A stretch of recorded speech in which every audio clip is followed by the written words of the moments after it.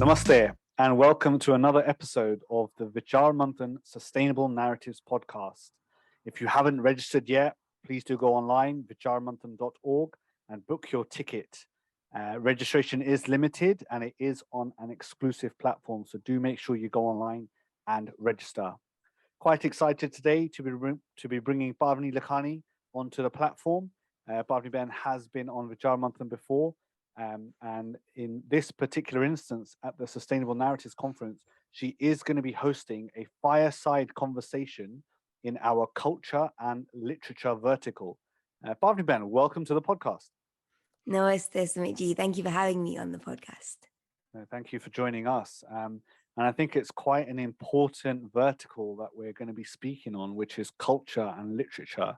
And I think from my perspective, there is a religion vertical, but it's quite specific that there's a separate culture and literature vertical, because they're not the same thing. And I think literature is also one of those things that has spanned through generation and time and has passed wisdom throughout the ages. So maybe just from your perspective, why do you think something like culture and literature forms society, or why is it important to us as a human race? That's a really good question to start off with. I think culture is really important in terms of influencing the way that we form our values, the way that we form our beliefs, our views, and also behavior. And literature acts as this sort of medium which instigates the inquiry or gives us an insight into the past culture or even history sometimes, and allows us to develop how our culture moves forward or influences the culture's development if we allow it to do so. That's a good point there, actually, about if it allows us to do so. And I think one of the premises of Vichaar Manthan is to actually bring topics onto a stage, onto a platform, discuss them in depth, earnestly, right? And to actually churn those ideas to see what outcomes, what fruitful natures we can get for society, for cohesion, for plurality. So yeah, great point that you raised there. And in particular, actually, the fireside conversation that you'll be having. You tell us a little bit about who you'll be speaking to and what that topic is? So our speaker will be Acharya Vidya Bhaskar, and he's been on Vichaar Manthan Firesides before, and anyone who's heard him or seen him speak knows that he sort of oozes passion about the topic. So he's a wonderful speaker, and he is actually, I will get this title right, he's the head of Sanskrit and Indian philosophy at the Omkar Anand Ashram in Switzerland, and he studied in the Kailash Ashram. So he if we were to see this from a perspective, he comes from authority, essentially, and we will be discussing, hopefully, scripture versus literature and how we can look at the scriptures in a different way. Instead of using them as sacred texts, let's look at them from a literature perspective and inquire, question, and develop on the literature aspect. So looking at poems like Kabir, for example, if you look at the Mahabharata in the same way, what impact that will have in society and how we can approach that going forward as well. That's quite interesting, though. You say he comes from authority, and granted.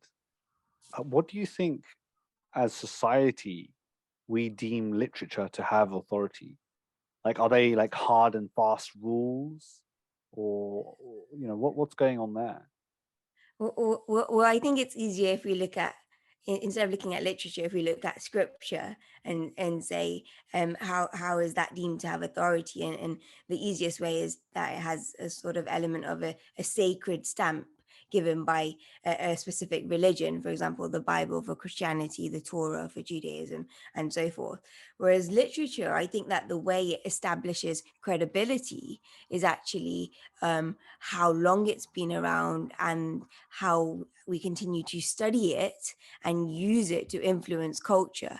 So if we look at Shakespeare, his works are now studied in schools and universities and institutions. And over time, it's developed credibility as pieces of literature. where it didn't come with a sort of sacred stamp on it from the beginning when he wrote it. So I think there are two different forms of establishing credibility. Yeah, and I'm sure you'll get into the depths of that at the fireside conversation at the conference. But I just find that whole piece so fascinating. That, and like you say, it's got that religious stamp almost when scripture has that. Do you think that then doesn't allow for critique? Like, is one not able to challenge religious scripture for its content, or if it's relevant to the times of today?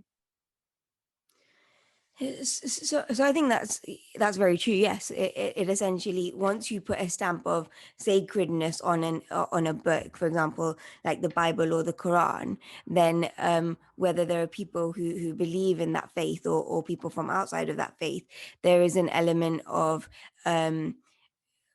sort of that there is a barrier around that book which says that this must be treated differently from our literature.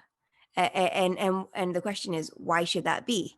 You know, and I personally believe that prevents people from connecting with those writings. So if you were to say the Bhagavad Gita or the Mahabharata is a book, and so the Mahabharata is seen as itihas, an epic, treat it as literature, our relationship with those texts would completely change, and we would treat it as literature and inquire in such a way. So, for example, when we look at Much Ado About Nothing, and we learn about that in school, we inquire about the role that each character has to play and what they instigate in the play or the poem, and how it affects the results and consequences and the endings of those pieces of literature. So if we were to do the same with the Mahabharata, for example, and say, well, Mama Sakuni, what sort of, as a character, what role did he have to play in this story unfolding and the result? How much did he have to attribute to that? I think our relationship with these texts would be completely different. And if we go even another step further and look at the Iliad or the Odyssey, and we treat our writings like the Vivek Chudamani, if we took that and studied that as if it was a poem that similar to what Rudyard Kipling wrote, and we study that, how would our relationship with that piece of text change?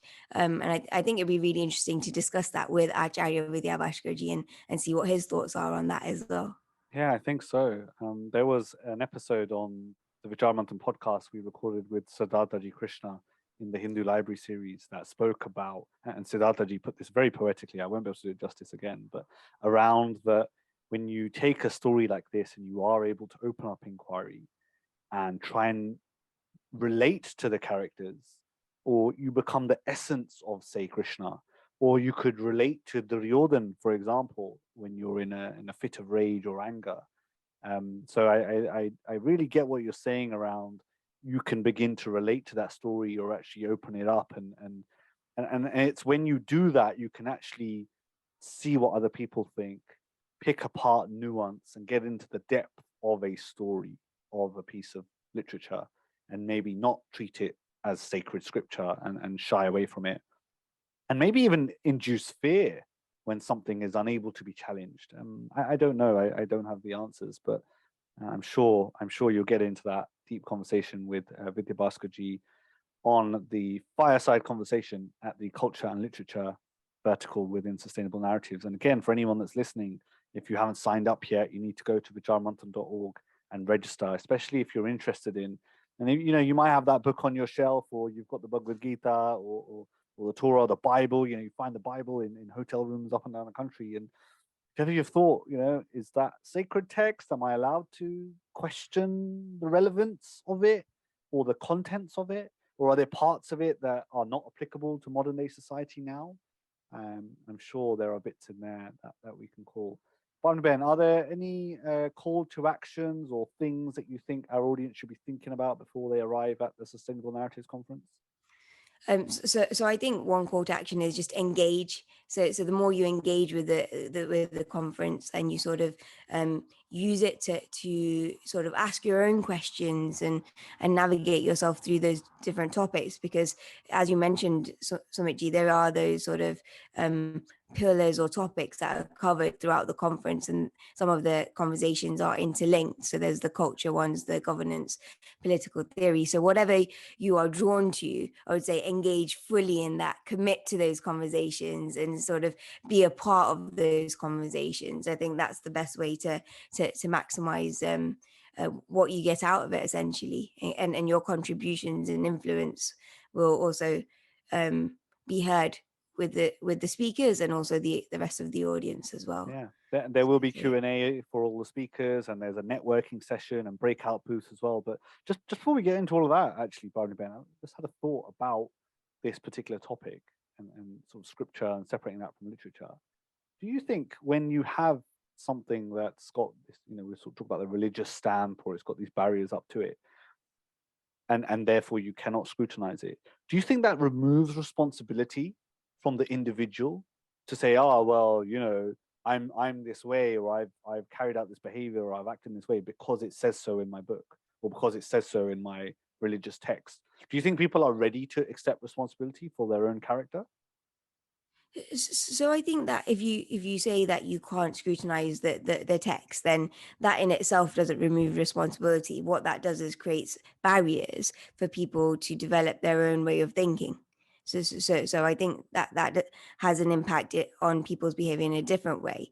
But by saying that a text is sacred, and that this text is telling you how to live your life, for example, that element removes responsibility, because then an individual doesn't develop their own internal moral compass. They have something external telling them what to do, and therefore essentially it's almost a get out of jail free card, isn't it? It's like, well, this text tells me how to live my life, I followed it, and therefore that responsibility does not lie with me. That the sort of results of my actions, that's from the text. It's not mine, and that responsibility is then sort of pushed aside, and that's completely opposite to what dharma is, which is continuously seeking, continuously searching for the truth.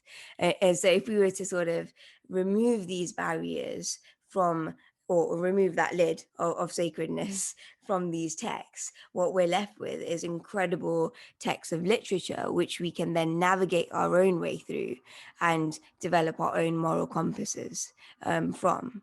And you mentioned the Bhagavad Gita earlier, and instead of saying it's a conversation where Krishna tells Arjun that you should do this and you should live your life like this, if you said it's a piece of literature which talks about human psychology and Arjun's internal dilemma within his own mind, I think we would view that text completely differently, and our relationship would completely change overnight. And hopefully Acharya Vidya Bhaskar also agrees with me on that one. But we'll see at the Sustainable Narratives conference. No, thank you. And I think during discussions we've had over the past couple of weeks, even the Bhagavad Gita, you could refer to it as a mental health textbook to help you navigate through life. So there's great nuance to be had, and that's the aim of Vichaar Manthan, is to bring conversations like this to the forefront, to discuss, to see how they disseminate, see if they can stand up to the dock of time, of reality, of how sustainable they are for society, and going forward from there. And I'm thinking all sorts of types of things, like, could we create literature today that becomes scripture? Like, does the Harry Potter series become sacred in 100 years from now, and you cannot question the old great J.K. Rowling? It's a movement. Well, I think what you're talking about is the development of a cult, essentially. But I think that what you mentioned earlier was about creating literature into scripture. Why can't we rewrite our scriptures? If we look at our scriptures like the Ramayana, for example, and we say, okay, this was the context in which it was written, now let's rewrite that to be relevant to this context. And if it's a piece of literature, we can do that. And if we have that freedom, then we can, and that freedom will come from ourselves, of course. But we should allow ourselves to look at things from a different perspective. Do you I think when you do you think the church will allow for Bible part 2 or part 3? Could it ever be the case? I think that if the higher goal is to allow society to flourish and individuals to flourish, then any faith's greater goal would be to create individuals who think clearly and can make decisions within of their own, based on their own moral compass. And if that's what the church wants, then why not have a Bible 2, Bible 3? And it's not necessarily needed. I don't feel a sacred stamp is needed. So why not, instead of saying let's have a Bible 2 or 3, say actually let's unpick the current Bible and look at the words and terms used, and really revere the writings of the authors, rather than look at it as a book that ultimately leads you to heaven, if that's what you believe in, or sort of dictates how you live your life. I think that rewriting anything, it's like in science, which is part of my dental background. When you look at a piece of scientific paper, you don't expect that to be the be all and end all. 5 years down the line, they will find a new research to suggest actually it's all different. Why can't that be the case with these texts? Why does it have to remain set in stone, and not have that element of continual development, just like a river flows? Why can't culture and faith flow smoothly with the times, and to remain relevant to all our lives as they change? I don't think you can pick a text. So for example, in America, when they talk about abortion, they refer to the Bible, but the Bible it's not written now. The way that we live our lives is completely different. How can a text written so long ago dictate what is decided in a modern day country? And I think that creates barriers, and it can actually be detrimental to the flourishing of society if we continue like that. And there's even there's people writing things now, literature now, about said scriptures, that then get death threats against them for writing a comment or a cartoon or an article. The world is a crazy place. Well, you probably heard about the recent occurrences with Salman Rushdie, and he's had a fatwa on his head for many years. I think the Satanic Verses came out in around, I think it was 1989 or 88, and that was published. And since then, Iran said that it was blasphemy. Now, Satanic Verses is a fictional piece of literature, so if faiths allow that freedom for anyone and everyone to use pieces of their texts in fictional literature, then we wouldn't all of a sudden have these acts of violence, and almost fear that is instilled within people who want to think outside of that framework of this is a sacred text. And I think, again, we go back to that point of, if we really question, if we stick to the way that things are right now, does it really lead to the flourishing of society?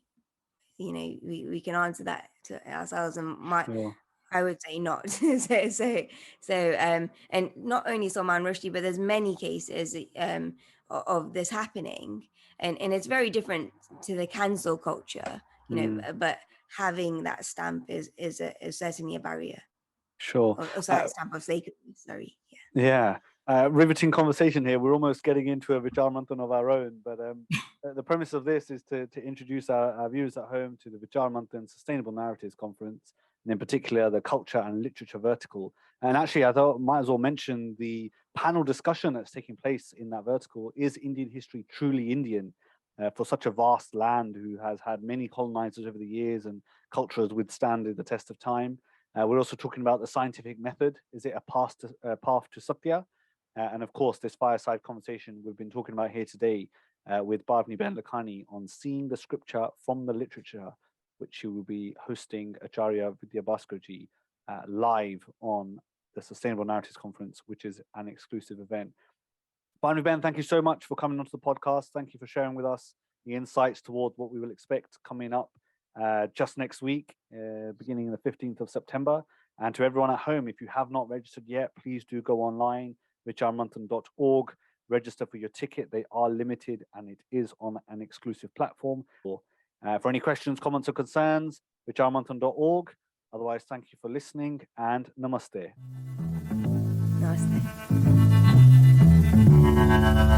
Namaste.